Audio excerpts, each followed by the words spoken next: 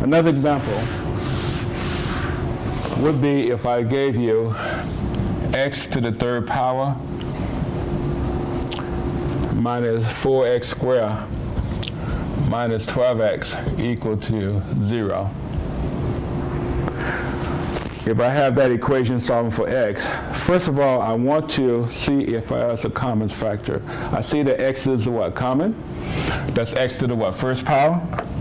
So what we would need here would be to remove the x.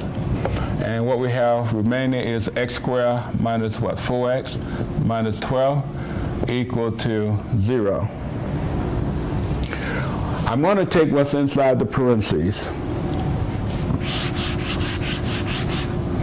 Inside the parentheses we have what? X squared minus what? 4x minus 12 equal to 0. It's in standard form, and I can identify A, B, and C. A is equal to what? 1. B is equal to that negative what? 4. And then C is equal to a negative 12. So applying this to my quadratic formula as well. And again, guys, practice makes perfect. So if you keep doing this, definitely you're going to remember that formula. But if you can't, have it alongside of you so that you can refer to it. And that formula is what? X equal to a negative b plus or minus the square root of what? B squared minus what? 4ac all over 2a. And what we want to do is just plug in those numbers for a, b, and c. Again, what is a? A is what? 1, B is a negative 4, and C is what? Negative 12. So this will give us what? Negative of B. What is B? A negative what? 4. Plus or minus the square root of a negative 4 square. Minus 4 times A, that's 1, times C, which is a negative what? 12. And that should be over 2 times 1. As we did in the last problem, this is what you will get if you plug in, and you need to simplify.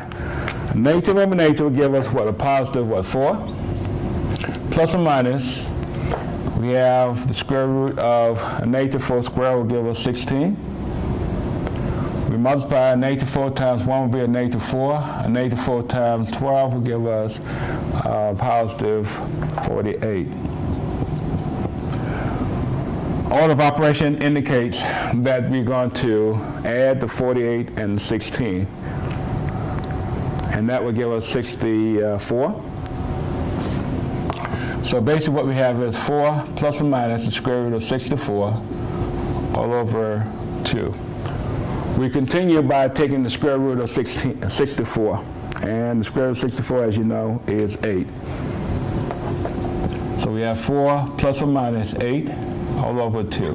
Now this is the point where you need to separate, I would suggest. One is positive, one is what? Negative in between.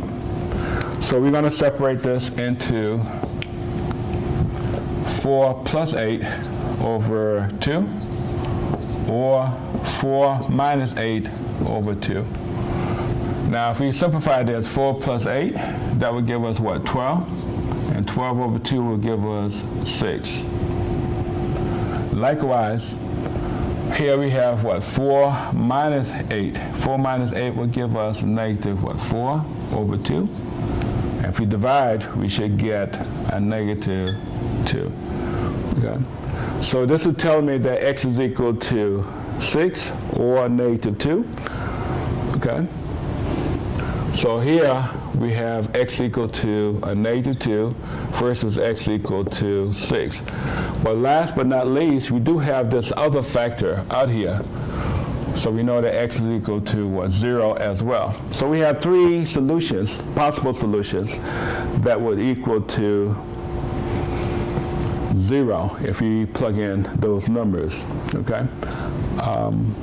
So this will give us what we need. We have 0, a negative 2, and what? 6. Finally,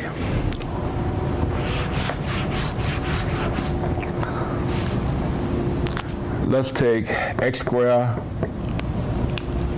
plus 4x equal to 5. I'm going to give you 2 options here. But the first thing that you want to do is get in standard form. And keep in mind, in standard form, that means they must equal to what? 0. Okay? So in doing it in that fashion, we can bring your what 5 over here, which will give us what x squared plus what 4x minus 5 equal to 0. The additive inverse of 5 is a negative 5, so that's why we have it there. Okay, when it crosses that bridge, it becomes a negative 5. Now, we can factor it actually. If you can factor, go ahead and do that because that is quicker. And keep in mind that on the job, time is money. And that will make it, in this particular x squared can be separated into what? X times what? X.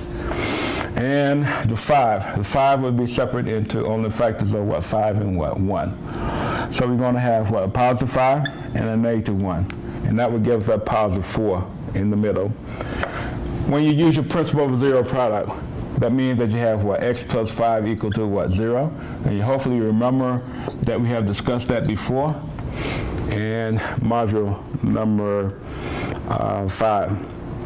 So what we have here is subtraction of what? Negative what? 5. And this will give us x equal to a negative 5. And the opposite of a negative 1 will give us a positive 1. So we're going to have x equal to 1. So both x is equal to 1 as well as x is equal to a negative 5. And this is what that would contain. So this is using the quadratic formula as well as factoring in order for us to get a solution of a quadratic equation. Okay? And this will cover module number 9 for this particular course.